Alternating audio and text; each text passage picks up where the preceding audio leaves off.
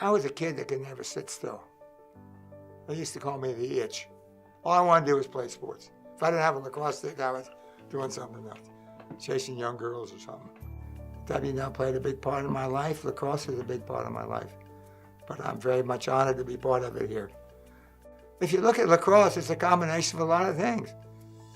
And about the most important thing is teamwork. That ball has to move. If that ball doesn't move, you're not going to score.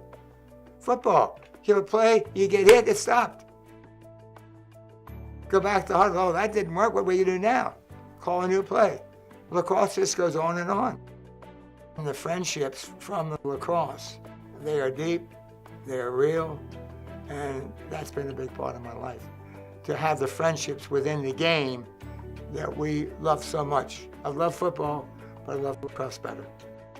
I'm Jim McDonald. I graduated from WNL in 1950.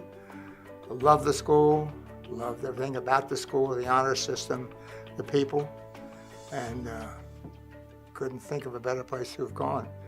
WNL was a great education. My lacrosse team at WNL, we really brought the game to the school. It also happened at a time when a lot of guys coming out of the service had 4 years of military service before they ever got to college. And here I am, a freshman down there with some guy that's about 4 years older than we're teammates. Well, Bill Clements was in the goal.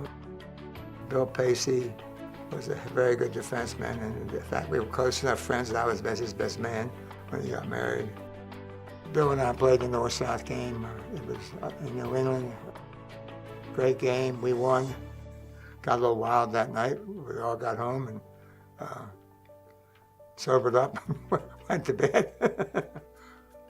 Tommy Tongue was a hell of an attackman. Alec Hill was my fellow midfielder. Frank Brooks, who was an older member of the team. He got there when we were freshmen and sophomores and was very active. And I'll give this to Frank. He was a great part of what WNL lacrosse is today. Jim Gray was a late entry, was very good attackman. And then when I did get out of school, I was able to play at Mount Washington. Playing at Mount Washington is playing on one of the best, if not the best team in the country.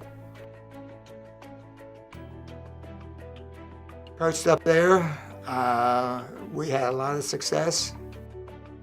I can't remember exact records. I know we had, one year I think we only lost one game. I don't think we ever lost more than 2 or 3 games. But we were playing to the University of Virginia and WNL. I mean, good schools. And little University of Baltimore gets in the thing and kicks their butts. That's an accomplishment. We played Army at West Point. Probably the biggest upset in the whole year.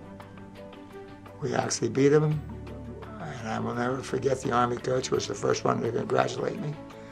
And that was my last game.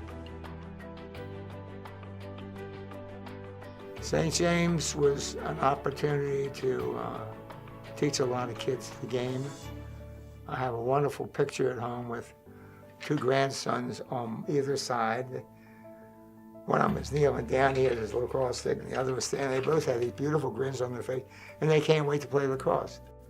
But I think that with the St. James program, we got kids interested in the game, and they played it for the love of it.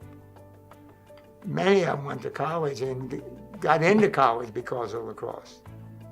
We sent some kids some pretty gambling programs, and to me that is so much part of coaching at the lower level before they get to high school.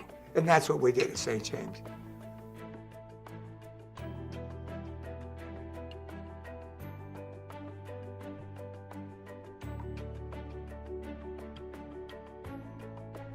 I was invited to come on the board, and I was such interest in the sport that it's just part of my life.